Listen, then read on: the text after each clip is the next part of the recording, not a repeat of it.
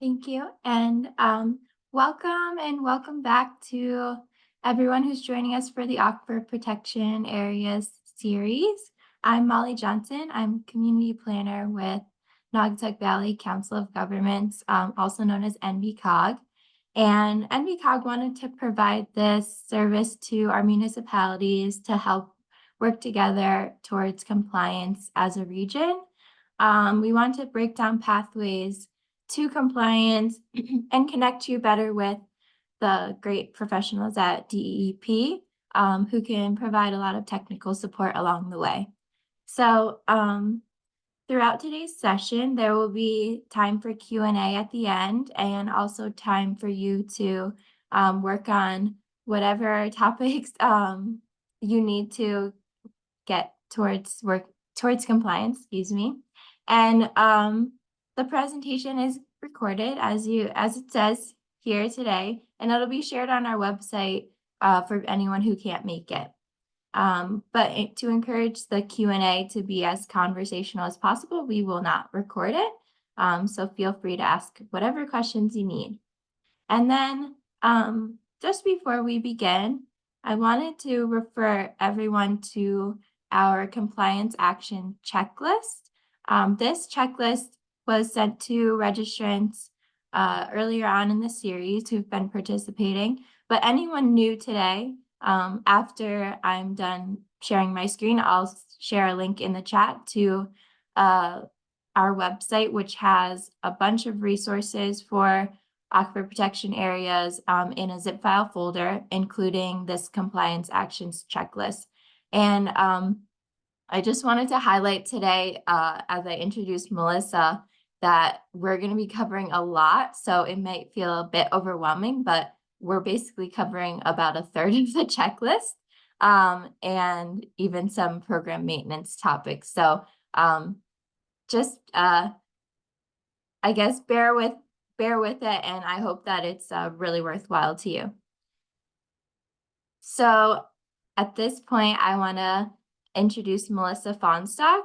Melissa is the technical lead for the Municipal Aquifer Protection Area program, where she provides technical guidance and support to municipal APA agents.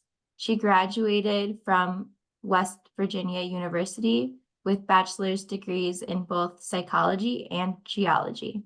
She worked previously for 7 years as a field geologist for environmental consulting firm Arcadis, and yet she was always interested in working for the State Department of Energy and Environmental Protection to help protect our natural resources. And she began working for DEEP in the Water Quality Unit of the Water Planning and Management Division in August of 2023. So welcome, Melissa, and we look forward to your presentation today. So at this point, I'll stop sharing my screen and you can take over. All right, thank you, Molly. Let's see.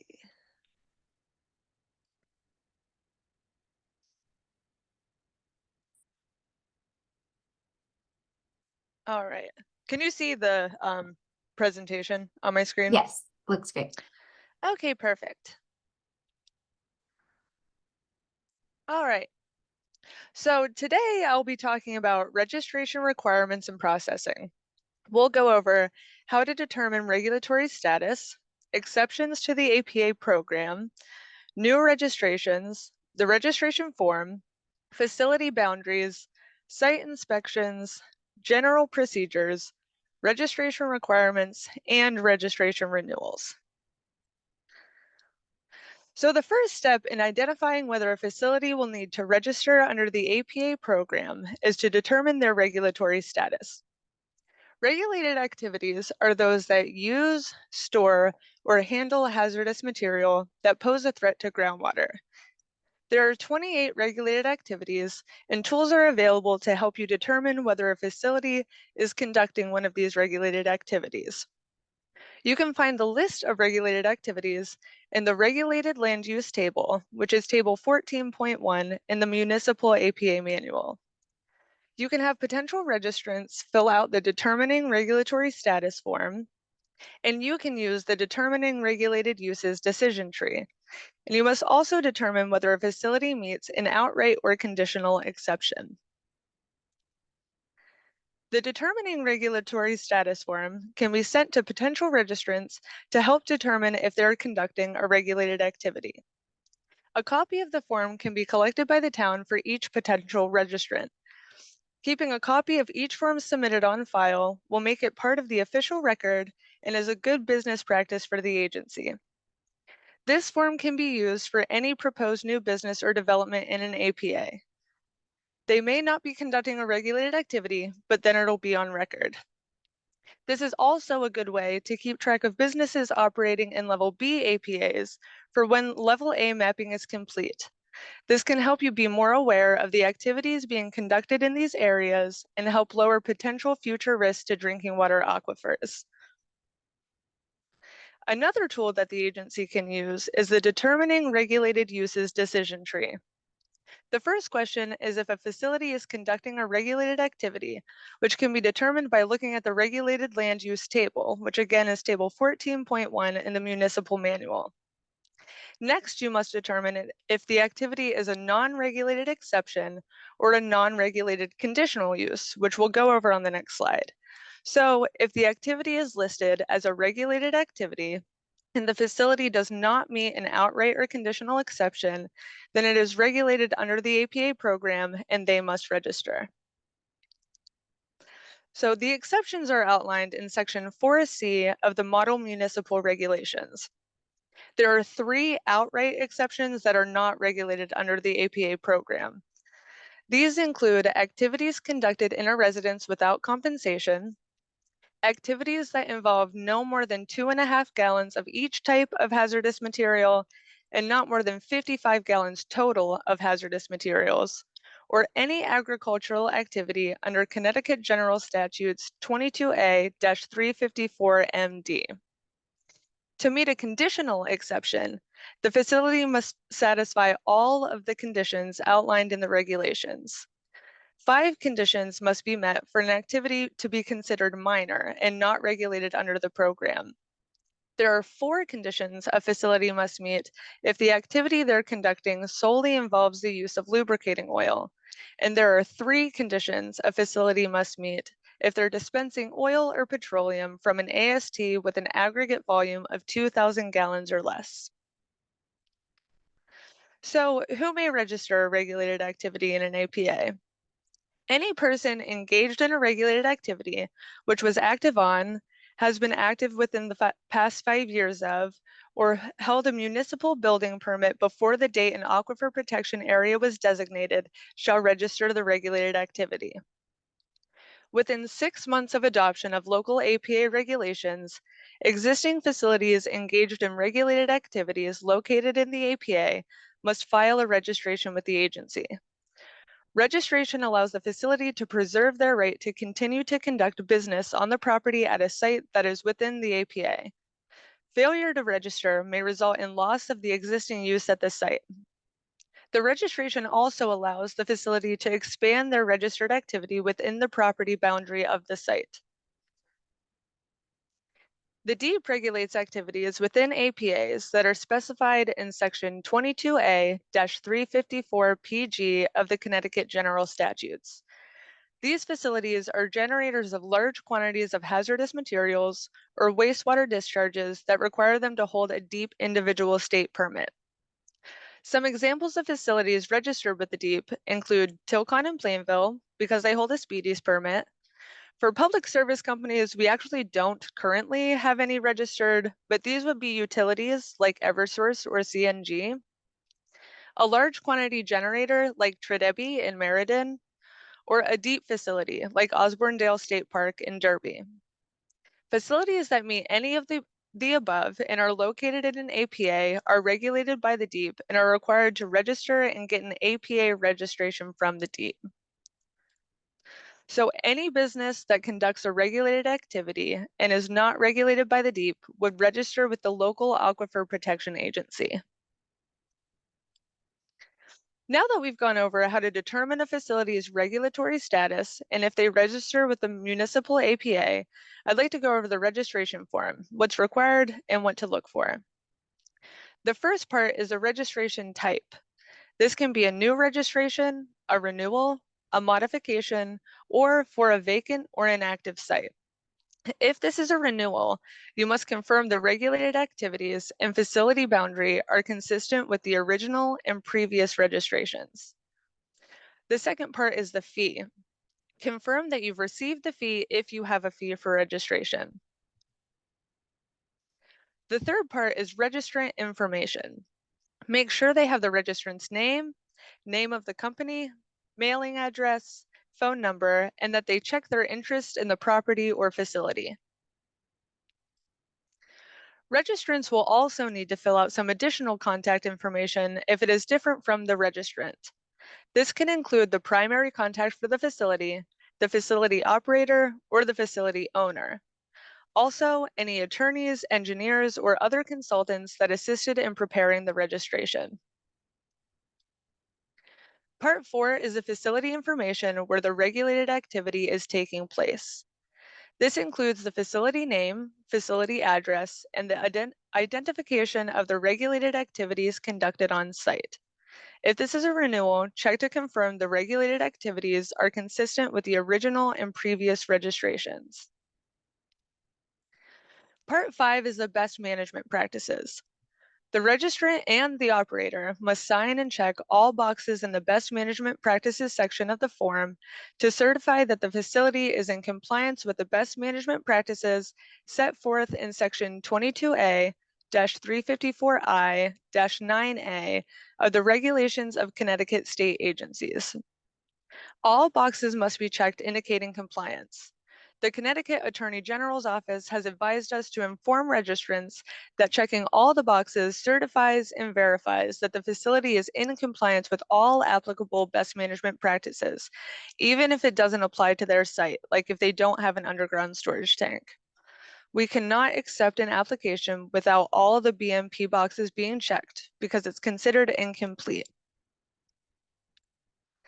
The next section are the supporting documents. They will need to submit a facility boundary map showing the property boundaries of the facility on a 1 to 24,000 scale USGS topographic map. This is the only map required by the regulations, but this requirement was created before current GIS mapping technology. So we also recommend requesting a map showing the property boundaries on a 1 to 6,000 scale USGS map, as well as a parcel map showing the parcel ID and clearly defined parcel boundaries.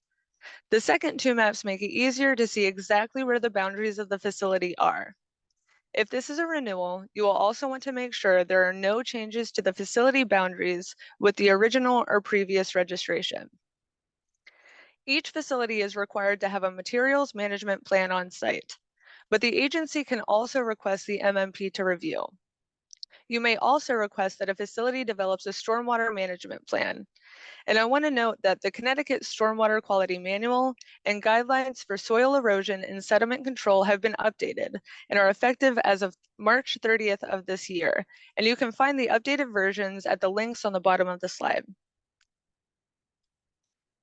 The last part of the form is the registration certification. The registration must be reviewed and signed by both the registrant and the individual who actually prepared the registration, which may be an engineer or consultant. The registered facility boundary is an important piece of the registration. The intent of the definition of facility is to allow the registration of the existing site where the regulated activities are conducted and to allow for the continued operation and reasonable expansion of the business.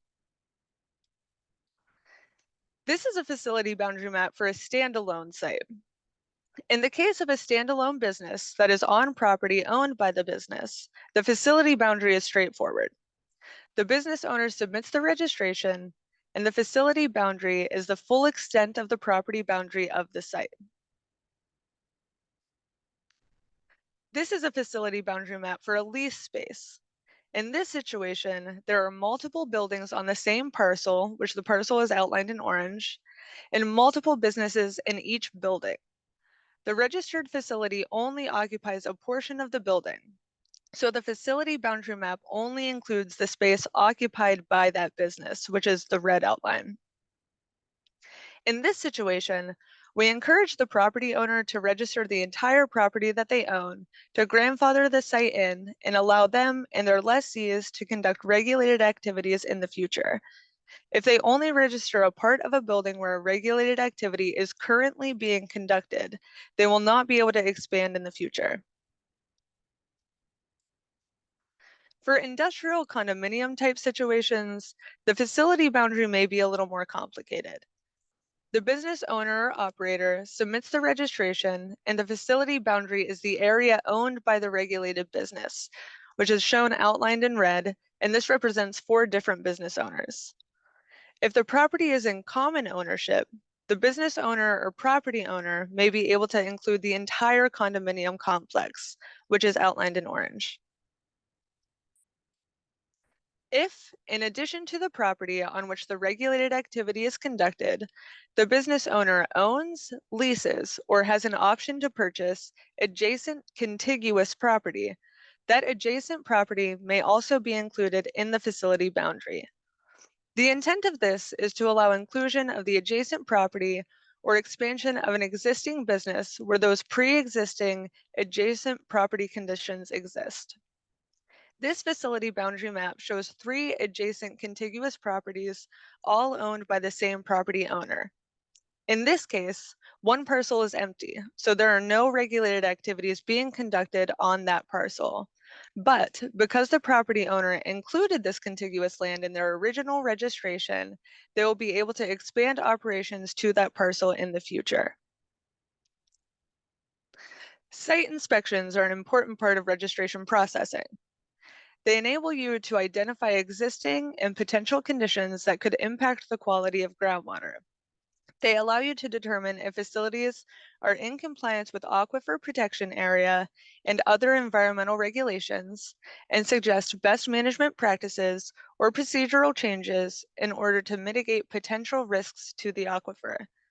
They also give you the opportunity to educate and increase awareness for property owners on water quality issues and other environmental regulations. DEEP has developed a municipal aquifer protection inspection report, which is included in the appendix of the Municipal Aquifer Protection Area Registration Processing SOP, distributed as part of this program series.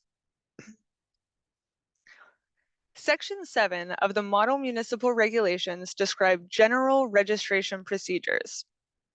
It states that all applications shall contain sufficient information for a fair and informed determination.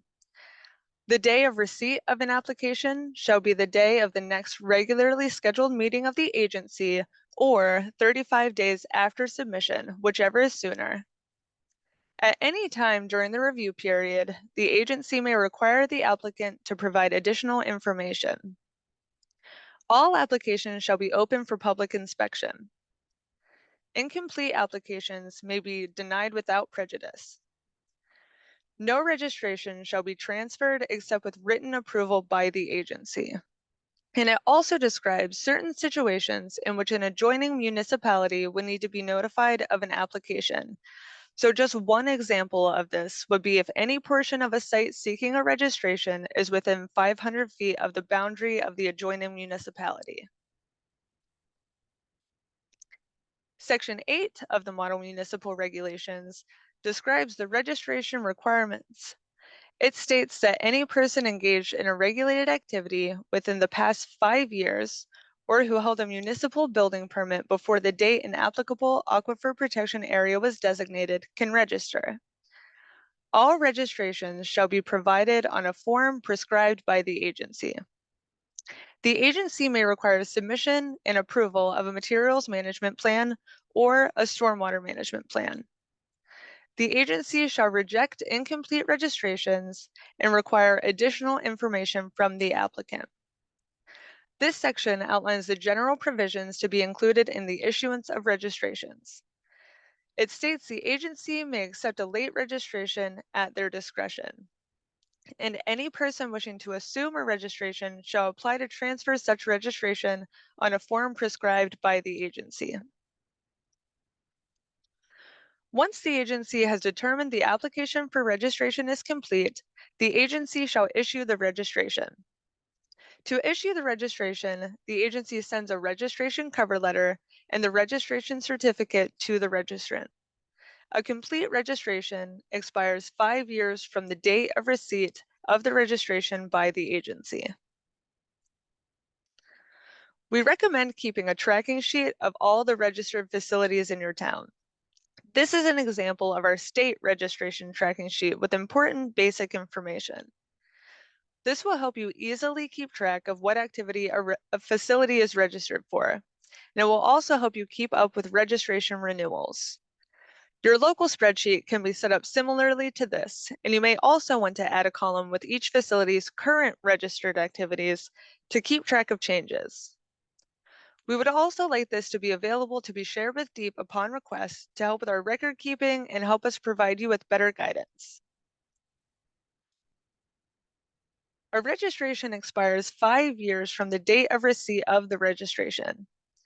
We recommend that notification is sent to registrants at least 60 days in advance of expiration. And again, that tracking sheet will help you keep track of this.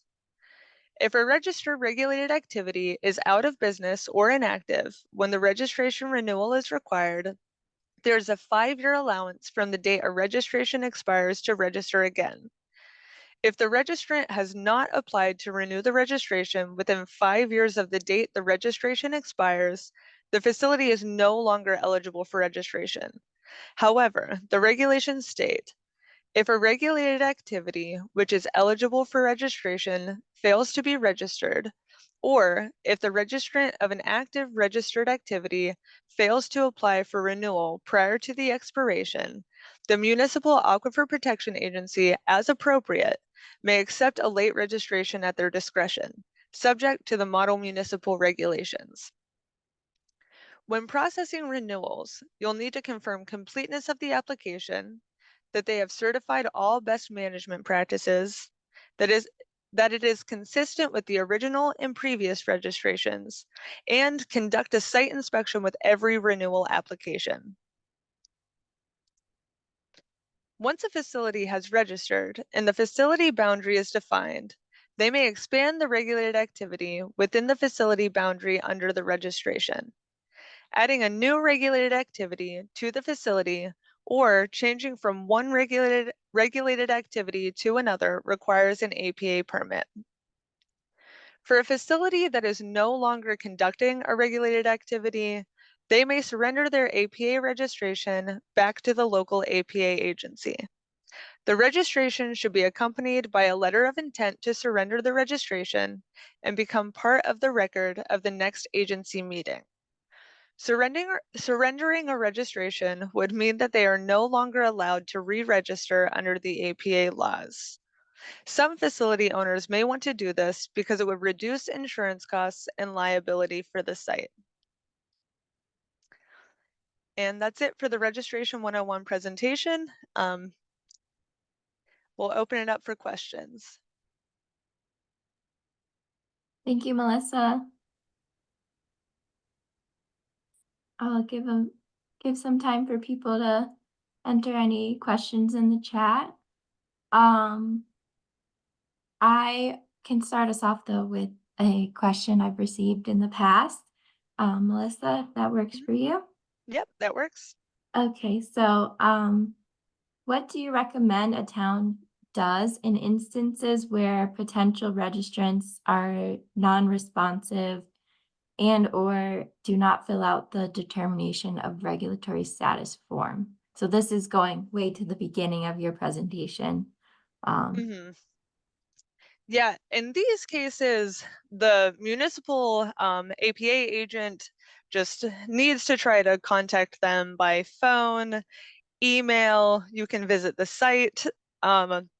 If there's still no response and you know that that business is conducting a regulated activity, Then a formal certified letter informing them of their need to register can be sent, and then that can be followed by progressive enforcement steps, and that's outlined in the municipal manual. Thank you.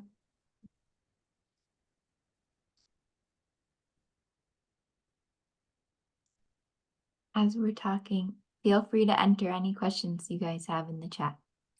Um, but of course, I have another one. So for towns that have yet to register facilities at all, what are some of the best ways to overcome the hurdles to implementation and make sure that that process gets done? Yeah, you can send a formal letter to the business or facility, and set a deadline for them to respond. We recommend a deadline of 60 days. And then if they don't respond in 60 days, then you can begin progressive enforcement actions. Talk to the town council, CEO, town manager, and town attorney before sending a letter to ensure everyone is on board with the plan and like the